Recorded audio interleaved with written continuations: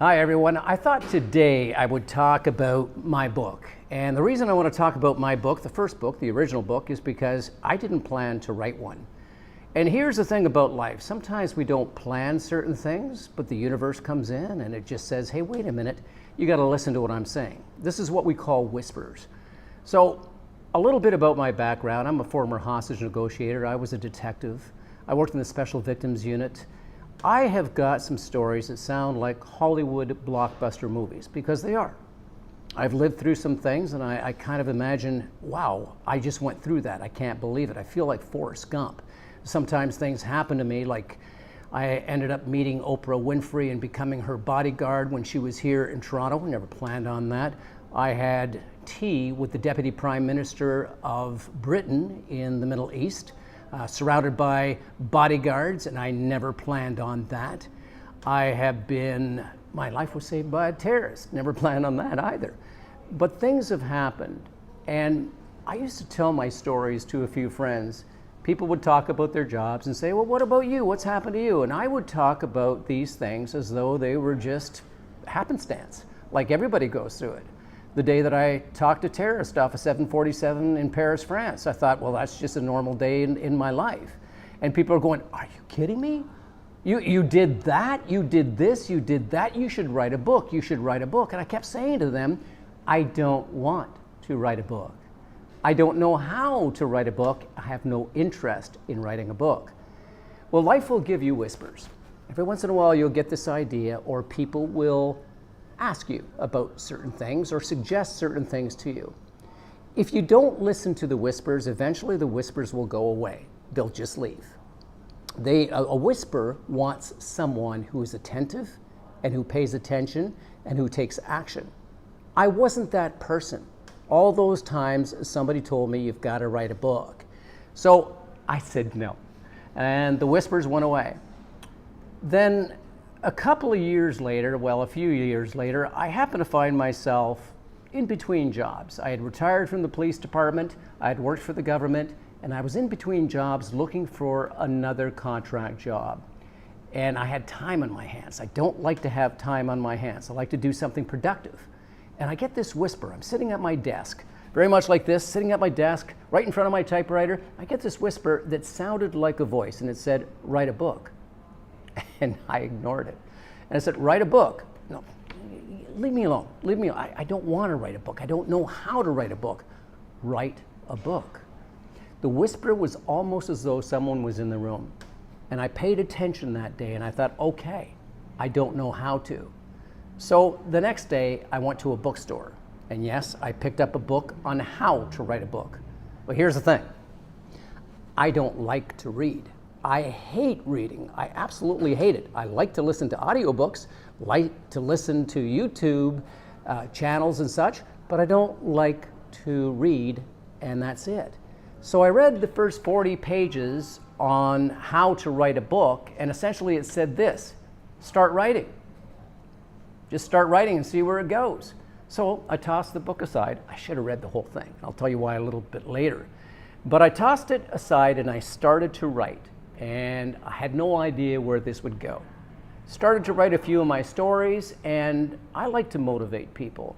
So I would take a story of mine, and then I would write what that experience taught me in life, or what other people taught me in life. And that's how this book was starting to take its own life. The problem is I wasn't a committed writer. So I would write for about an hour a day, then I would leave it, come back a few days later. I would write for another 2 hours maybe, leave it, come back 3 weeks later, write for 2 hours. I wasn't inspired or committed. Big thing. So after a few months, I'm looking at all this mess that I have on these pages. And if you've ever been in a situation like this where you've written something but you just don't know exactly where you are or what the whole thing is, you start from the very beginning, you start to read everything that you've written. That was me. Every day I'd spend about 20, 25 minutes, 30 minutes, depending on how many pages I had, reading what I had written so that I could catch up and continue where I had left off. That's counterproductive. I don't know about you, but I just can't do it. I can't remember what I did 3 days ago sometimes. So I made a decision. I made a decision to commit myself to following through. And then I had to hold myself accountable. And I knew that if I did it alone, it might be a little bit of a challenge. So I did something that I didn't expect I would do. I went to social media, Facebook, and I said, I'm writing a book. That's all I said. I'm writing a book. And I didn't think anybody would respond to that Facebook notice, but they did. I got about 20 people saying, finally, you're writing a book, you're writing a book. Oh, good, when's it coming out? Now I thought, oh boy, Nadeau, you are in it now. So I committed. I did 3 to 4 hours a day of writing. I knew where I was. I focused on my writing, and I realized that I should have read the rest of the book that I had picked up because I didn't have chapters or sub-chapters, and it didn't really look like a book, so I had to take several days to fix that up. But I committed myself to doing it, if only to have it self-published, and that was it. I called the book Hostage to Myself, and I went through the expense and the time of self-publishing it. Never thinking that it would amount to anything. I figured a few of my friends and maybe my family members might pick up a copy, but it was filled with a lot of great stories and a lot of inspiration, a lot of lessons, a lot of life lessons, and I felt proud about it. So I left it, and sure enough, what happened was about 20 or 30 people bought it. I never made a fortune on it, obviously, but it was out there. It's out there for the world to see. Then about a month or two later, I get this message on LinkedIn from a director in HarperCollins Canada, one of the biggest publishing companies that we have here in the country, and certainly a powerhouse in the world. HarperCollins is big.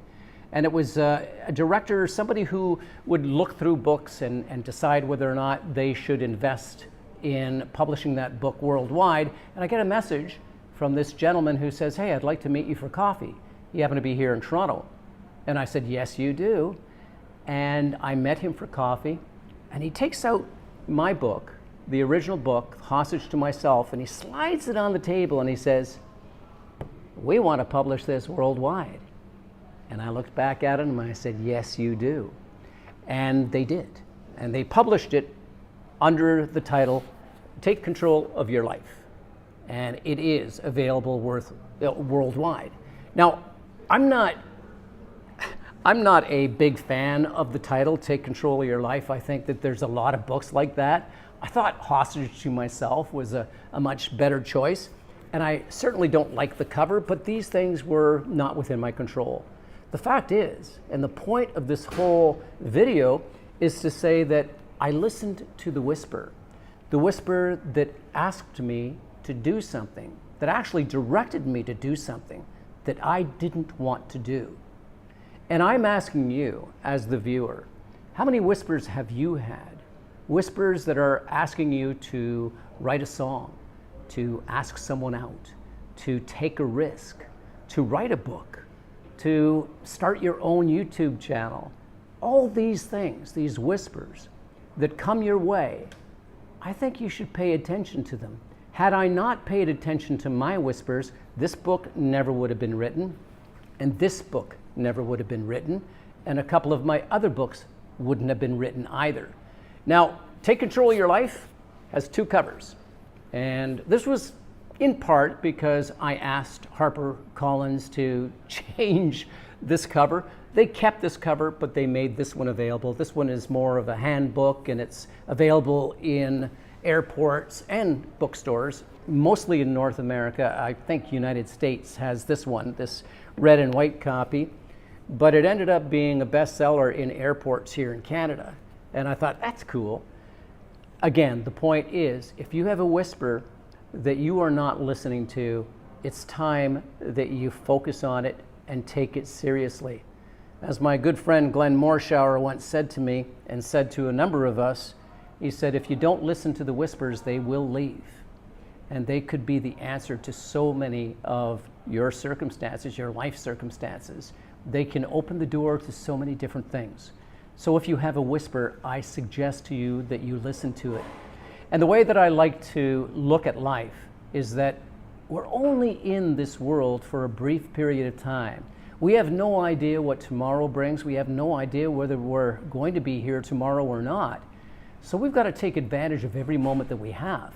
And we've got to take risks. We've got to try different things. I look at it this way. At the end of my life, I do not want to be surrounded by the ghost of missed opportunities who say, Paul, we whispered in your ear that you should write a book, but you said no. Look what would have happened if you would have written this book. We asked you to start speaking in public, and you said you were too afraid. Look what would have happened if you had have listened. I wrote a film script that's now going to become a movie.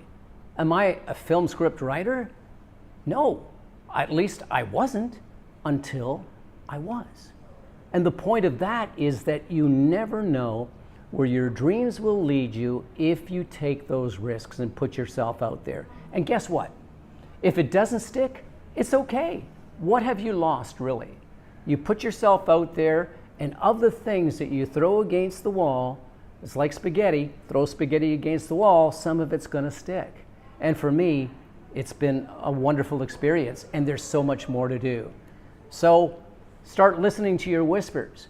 Get that book, get that song, get that YouTube channel out there. Just get yourself off your butt and do the work. And just believe that the universe is conspiring with you. That's what we call pronoia. Paranoia is that the world is against you, that the world is conspiring against you, but pronoia is that the world is conspiring for you. When you elevate your energy, folks, when you start to believe, hey, I'm going to write a book and it's going to be a good book, and I'm going to put the effort into writing a good book, I'm going to learn how to do it. I'm going to learn through experience. And yes, there's a motorcycle. Hey, that's cool. You never know what's going to happen. The point is, just put yourself 100% into it and do the very best you can and reap the benefits from what you do.